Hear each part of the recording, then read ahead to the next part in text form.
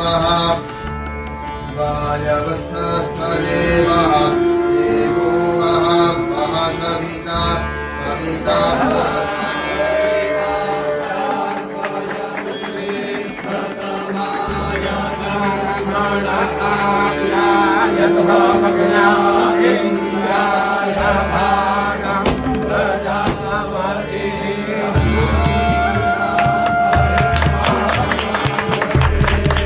वेद मूर्ति देवव्रत महेश रेखे का नाम सुर्खियों में है।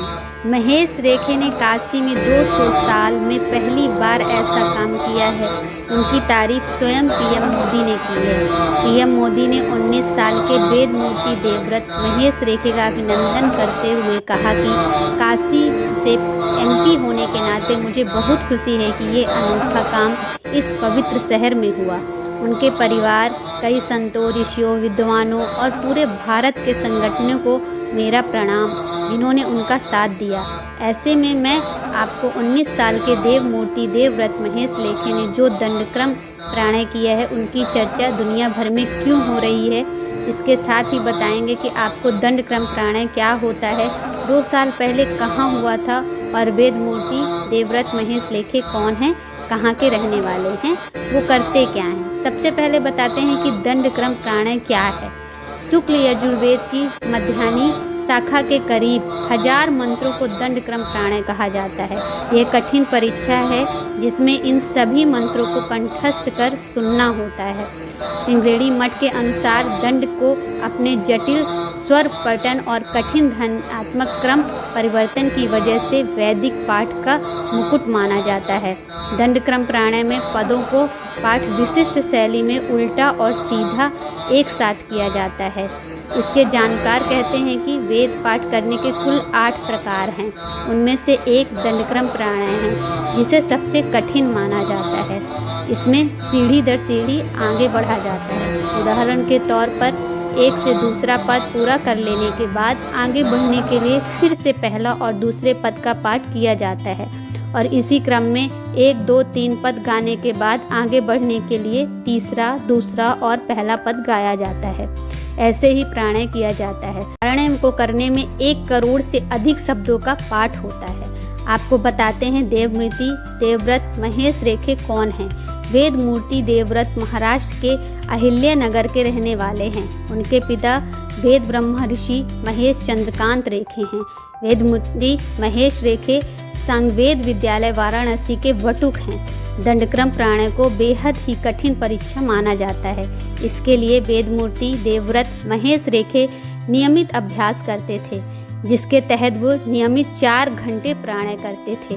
उसके परिचितों के मुताबिक वेद मूर्ति देवव्रत महेश रेखे प्रतिदिन सुबह 8 से दोपहर 12 बजे तक दंडक्रम का प्राणायाम करते हैं। वेद मूर्ति देवव्रत ने 2 अक्टूबर से 30 नवंबर तक वाराणसी में वल्लभारम शालिग्राम संगवेद विद्यालय में दंडक्रम प्राणायाम किया। यह काम 200 साल में पहली बार काशी में हुआ। वेद मूर्ति देवव्रत ने सबसे कम 50 दिनों में दंडक्रम का प्राणायाम पूरा किया। वेद मूर्ति देवव्रत महेश रेखे का प्राणायाम का पाठ दोष रहित बताया गया। इसके साथ ही उनका नाम इतिहास में दर्ज हो गया। इससे पहले 200 साल पहले महाराष्ट्र के नासिक में दंडक्रम प्राणायाम वेद मूर्ति नारायण शास्त्री देव ने किया था। महेश रेखे की इस उपलब्धि पर पीएम मोदी ने भी उनकी तारीफ की। दंडक्रम प्राणायाम देव मूर्ति देवव्रत ने 2 अक्टूबर से 30 नवंबर तक वल्लभाराम शालिग्राम सांगवेद विद्यालय रामघाट काशी में दंडक्रम प्राणायाम किया। बीते शनिवार को ही दंडक्रम प्राणायाम की पूर्ण आहुति हुई। इसके बाद सम्मान में वेद मूर्ति देवव्रत महेश रेखे को 1 सोने का कंगन और 1,01,016 रुपये दिए गए। श्रृंगेरी शंकराचार्य के आशीर्वाद स्वरूप उन्हें यह सम्मान दिया गया। वहीं पीएम मोदी ने 19 साल के वेद मूर्ति देवव्रत का अभिनंदन किया।